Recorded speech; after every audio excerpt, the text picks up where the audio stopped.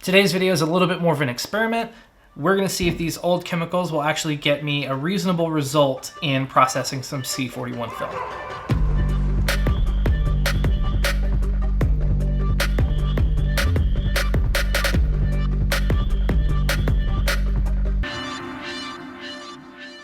So when I moved to London in 2018, one of the things that I was able to do was actually grab basically my dream camera, which is a Hasselblad 500C.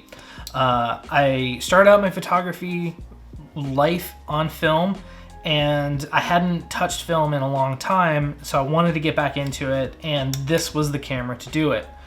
Since then, I've gotten a bunch of other little film cameras you can see up here. I've been shooting a bunch of 35mm and medium format. And in that, I've also been processing my own film. And in 2019, I did quite a lot of that. But then at the beginning of this year, I had a lot of plans. And then, you know, the thing happened. Back in February, I had actually gotten a brand new set of chemicals, some Rolly Digibase C41 chemicals. And I developed 2 rolls out of that set. And then right after that, I kind of got incredibly busy with work, and then, you know, with everything going into lockdown, I actually stayed quite busy working from home. And so I had this mix of working from home, living at home, and realistically, it was actually hard to find the time to put towards developing this, so it kind of fell to the back burner. So these chemicals have actually just been sitting on this shelf behind me. I don't even have a big enough fridge to keep this stuff in. If you're from the UK, you know that a lot of refrigerators are actually very small compared to American sized fridges, and I don't have a dedicated mini fridge for any of this stuff. That's in the cards. But right now, you know, I had been developing stuff relatively quickly, so the idea of storing chemicals or film wasn't a huge issue for me at the time. I got the idea. I've been watching Ribsy's film videos. He's another American that lives in London that is making some awesome film content, so go subscribe to his channel if you can. But I've been talking to him a bunch. We've been chatting about film and cameras and food. But I had this idea actually because I have some rolls. I need to play catch up on this, and I'm finally able to get some time to do this. I decided to see, you know, typically chemicals have a short shelf life, especially if you're not keeping them in a fridge. But with that said, I've got a couple of things that are working in my favor for these chemicals to still actually get me a pretty okay result. We're just going to test it out today. These may come out and look terrible, and we'll know, but I kind of want to see what's going to happen. These chemicals are in these awesome tightly sealed glass bottles. I grabbed these from a photographic supply store. So these are some really good, very tightly sealed glass bottles. And the other factor is I've only done 2 rolls out of them, so I haven't pushed them as far as how much they've been reused. And they've been in a relatively dark, you know, shelf area down at the bottom towards the ground. So it hasn't gotten too hot in here, so they haven't had too much temperature variance.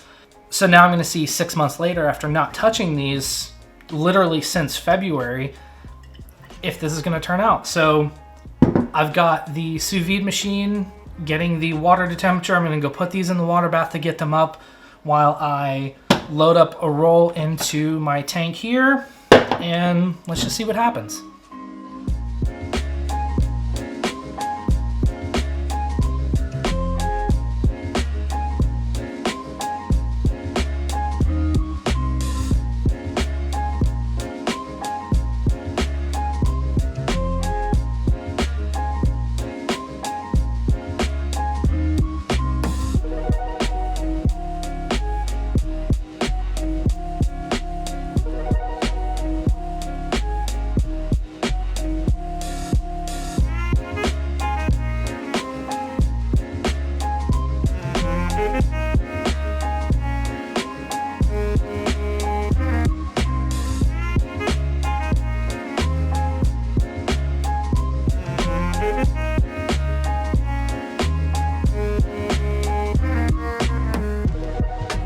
How'd it turn out?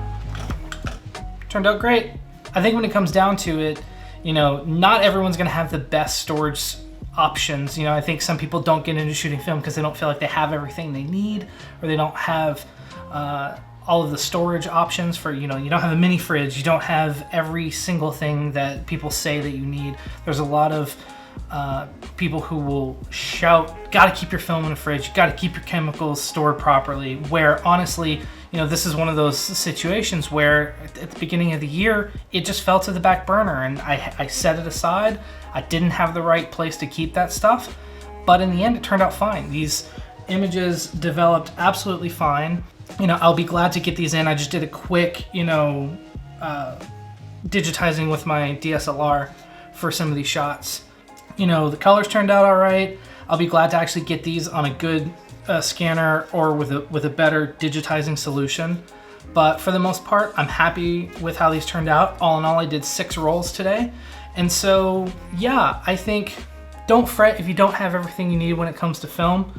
You know, these are just some basic C41 chemicals. The fact that I had these relatively light and airtight glass bottles was a huge factor probably in making sure that these chemicals remained usable. So I say just run with it. If you want to get into film photography, you don't have absolutely every perfect scenario, that's fine. Do what you can, have fun with it. So that's it. That's all I've got for you today. It was a relatively short one. I just wanted again to see if these chemicals would work, and it turns out perfect. They work just fine. Be sure to go over and follow Ribs and go subscribe to his YouTube channel. I'll put the link down in the description. He does some awesome work. Until next time, keep making cool stuff, and I'll see you on the next one.